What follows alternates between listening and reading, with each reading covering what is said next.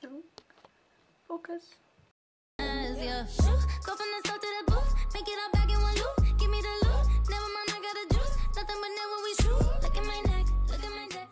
Action. Voilà le peuple, comment ça va? Donc aujourd'hui on se retrouve pour une vidéo complètement imprévue, vraiment imprévue. Donc comme le titre peut vous l'indiquer, c'est une vidéo comment je travaille. Voilà. Ça m'a été énormément demandé à travers mes réseaux sociaux de me demander genre comment je révise ou alors des conseils pour les cours. Et vu que là je suis actuellement en train de travailler, à un moment j'ai fait une petite pause et j'ai réfléchi. Et si je filmais une vidéo pour vous? Donc me voici avec une nouvelle vidéo. Donc c'est vraiment une vidéo imprévue. Donc je suis vraiment désolée de ma tête, de mes cheveux, de ma tenue aussi. Je suis en pyjama. Mais bon, ce n'est pas grave. Au moins c'est tout à fait naturel. Enfin, à travers cette vidéo là, je ne sais même pas ce que je vais faire. Mais ça va être un peu des vidéos un peu vlog, en train de parler, expliquer, conseils. Et... en tout cas j'espère que cette vidéo va vous plaire. Elle sera un peu chill. Donc posez-vous dans votre lit avec un peu de thé, un peu de café. Et puis que la vidéo commence et prenez note. Donc voilà, c'est parti pour la vidéo. Let's go! Tout d'abord mon premier conseil quand je travaille, alors tout d'abord moi il faut savoir que je travaille pas la nuit durant le week-end parce qu'il y a énormément de gens qui adorent travailler le soir, genre ils adorent vraiment ça les aide vraiment à réfléchir, mais en fait moi j'y arrive pas. Alors bien sûr je travaille le soir pendant la semaine vu que je rentre très tard chez moi, donc je suis obligée de travailler le soir, mais le week-end quand je travaille c'est toujours le matin et l'après-midi, et le soir c'est vraiment un temps qui est réservé pour moi et ma famille, pour ma famille et moi. Donc mon conseil c'est que vous commencez à vous réveiller tôt. Tout d'abord c'est très important de se réveiller tôt. Et je sais que c'est dur pour des personnes de se réveiller tôt parce qu'ils se disent c'est le week-end, donc faut que je fasse la grasse matinée.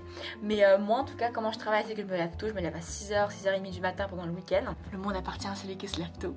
Et quand je me lève plus tôt, je suis plus motivée à faire plein de choses, vous voyez. Et souvent je commence à travailler vers 9h30, 10h. Parce que le matin je fais aussi, je prends mon petit déjeuner, je prends ma douche, je fais aussi un peu de sport le matin. Je fais un peu ma petite routine, mon petit temps à moi. Et c'est ça qui me permet d'avoir la motivation de travailler après. Donc si mon premier conseil ce serait de faire ce que vous aimez d'abord pour vous motiver et à rester hype for the day. Si vous adorez danser, vous dansez pendant un bon moment avant de commencer à travailler. Comme ça vous motive en mode ouais là je suis motivée à faire plein de trucs. Ça c'est un conseil. Faut pas commencer à travailler et avoir l'esprit en mode ah j'en ai marre de travailler, non j'en ai marre, il y a trop de devoirs, ça va vraiment vous empêcher à travailler. Alors que si vous pensez en mode ok je vais faire ci, je vais faire ça, je suis à fond là, je suis motivée, vous allez arriver à travailler. Ça c'est mon premier conseil. Donc voilà pour mes petits premiers conseils. Donc là je suis actuellement en train de faire de la physique chimie. Aussi quand je travaille mon téléphone est en mode ne pas déranger, et ça c'est vraiment un conseil que je...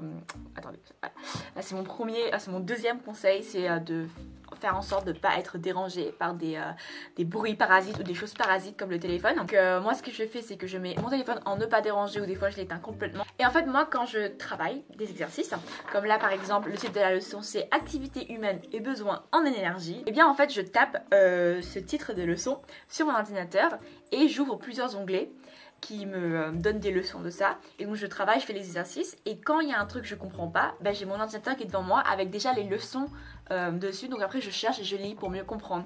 Donc c'est une petite astuce. C'est parti, on continue la physique chimie.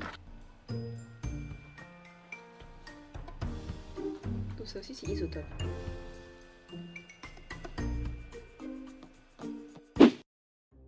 Donc là j'ai terminé les devoirs, et dès que j'ai terminé les devoirs j'en profite l'après-midi d'habitude pour réviser, revoir des exercices, tout ça c'est vraiment matin devoir, après-midi révision des cours, revoir, voilà. Parce que souvent les gens pensent que pour réussir une matière ou pour être doué dans une matière, il faut juste faire les devoirs qu'on nous donne et tout. Mais non, en fait il faut s'entraîner régulièrement dans cette matière pour pouvoir réussir dans cette matière. Comme par exemple il y en a, ils font tous leurs exercices, font tous leurs devoirs en maths, mais le jour du contrôle ils ont une mauvaise note et ils se demandent pourquoi alors qu'ils ont fait tous les devoirs. Non, il faut revoir le cours, revoir les choses qu'on n'a pas compris, même les choses qu'on a réussi, il faut le revoir pour être sûr qu'on l'a bien maîtrisé.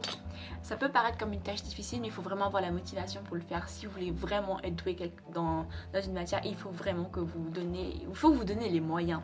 Faut pas juste dire oui je veux être doué en français. Non, ça se fait pas comme ça. C'est pas parce que tu dis je veux être doué en français que le français va te donner la capacité de faire un commentaire de texte. Non, faut vraiment pratiquer, il faut vraiment le faire.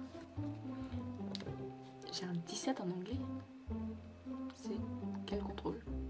Vu que j'ai un contrôle le vendredi prochain sur les probabilités en maths, je vais faire mes révisions en avance.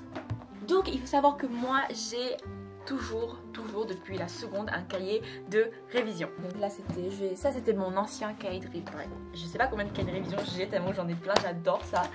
Donc là c'était mon ancien cahier de révision et après il s'est terminé, j'ai acheté un autre cahier de révision, il s'est aussi terminé et là j'ai acheté un autre cahier de révision et il n'est pas encore terminé parce que je l'ai acheté il y a une semaine, donc heureusement et là il y a plus de pages. C'est genre regarder une vidéo en rapport avec les cours, comment réviser, une fille super heureuse de parler de comment elle adore réviser.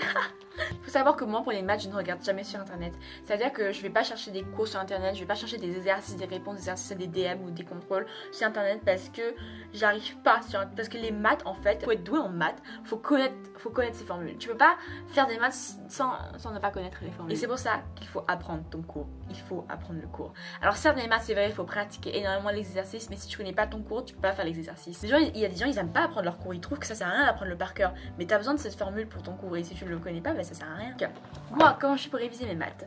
Je sors mon cahier de leçons et mon cahier d'exercice, je le mets à côté de moi au cas où si j'en ai besoin et je vais prendre mon manuel de maths et je vais dans la partie probabilité. Ce que je fais c'est que je sais pas si vous avez ça dans votre cahier, mais si vous avez un cahier, enfin un livre comme ça, des fois en fait dans les livres de maths il y a des exercices déjà faits avec les réponses à la fin du cahier et je fais ces exercices là pour m'entraîner et après je regarde les réponses derrière pour me corriger moi-même.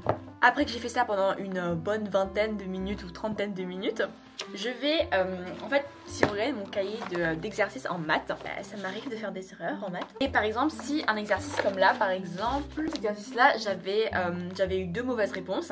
Et donc j'ai mis une petite étoile ici, là j'ai mis une petite étoile et j'ai écrit à revoir. Comme ça, quand je fais mes révisions, ça c'était à revoir. Exercice 26, page 74. J'ouvre 26 page 74. Vu que j'ai la correction, je vais refaire cet exercice et puis je vais revoir ma correction si c'est juste ou pas. Et je vais le faire jusqu'à que je comprenne l'exercice.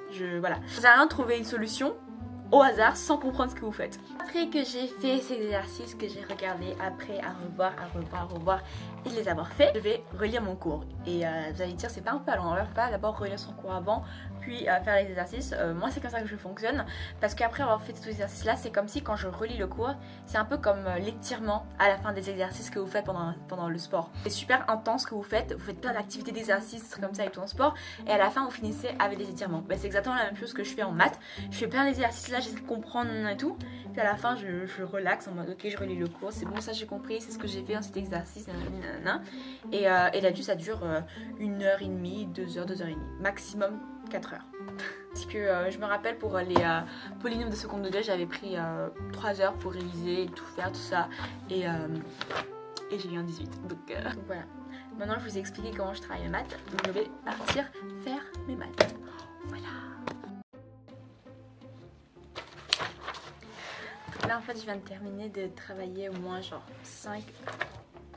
6 exercices de maths corrigés dans le livre et en fait je suis en train de sourire parce que j'ai tout juste, c'est pour ça. J'ai vraiment fait aucune erreur.